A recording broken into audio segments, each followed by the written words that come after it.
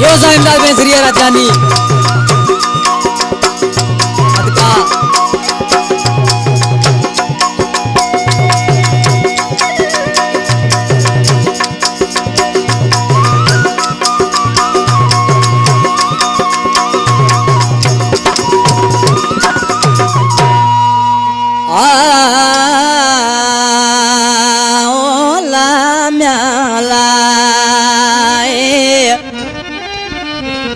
दिल नला दिल बर अच्छा पयो तो दे ओ दिल नला दिल बर अच्छा पयो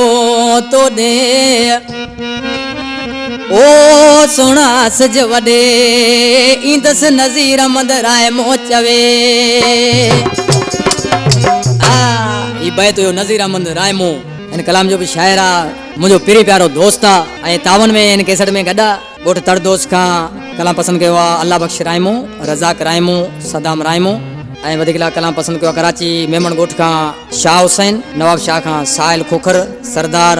शिराजी फरमाश शायर मनपसंद मुमताज रायमो इन केसट जो सिलेक्शन मास्टर खास फरमाश ऐं ढोरी का हनीफ रायमो पीर जे तड़ का असांजो पुराणो शायर अता महमद रायमो प्यारा दोस्तो इन केसट जो सिलेक्शन मास्टर मारूडन जे मारवी जे मुल्क जो मशहूर शायर मनपसंद मुमताज अली रायमो ऐं तावन कंदड़ फौजी वफा रायमो ऐं मामन सिद्दीक मंगरियो ऐं अदा अता महमद रायमो आशिकिन माण्हू जी पंहिंजे महबूब जे नाले चए पियो ओ दिल लान दिल बर इजो आऊं अचा पियो दिल लान दिल बर इजो आऊं अचा पियो इजो आऊं अचा पियो ओसा मिला तो इजो आऊं अचा पियो ओसा मिला तो दिल लाना दिल बर इजो आऊं अचा पियो दिल लाना दिल बर इजो आऊं अचा पियो यो रामा जियो ज़ैन राजपूत असांजो दोस्त कलाम पसंद कयो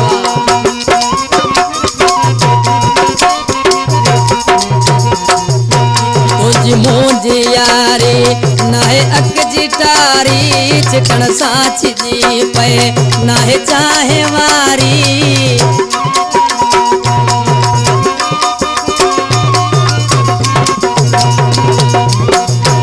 तुझी मुंहिंजी यारी नाहे अक जी टारी चिकन साच जी पे नाहे चाहे वारी तुंहिंजा दुश्मन तो सा मिला तो दिल लाना दिल बर इजो आऊं अचा पियो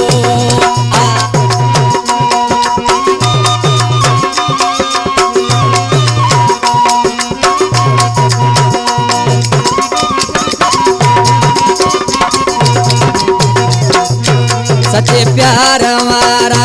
कॾहिं मुड़ंदा आहिनि रखी मौत मथे ते अची मिलंदा आहिनि क्या नाम है आपका?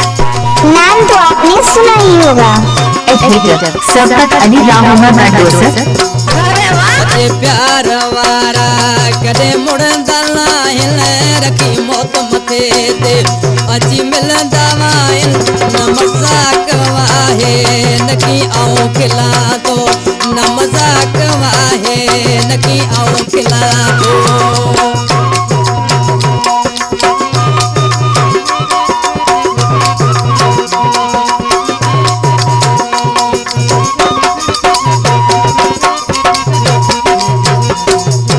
अली मुराद तो सा सचियाए मोहब्बत नज़ीर पाण ॾिस जा गोलन जागू घट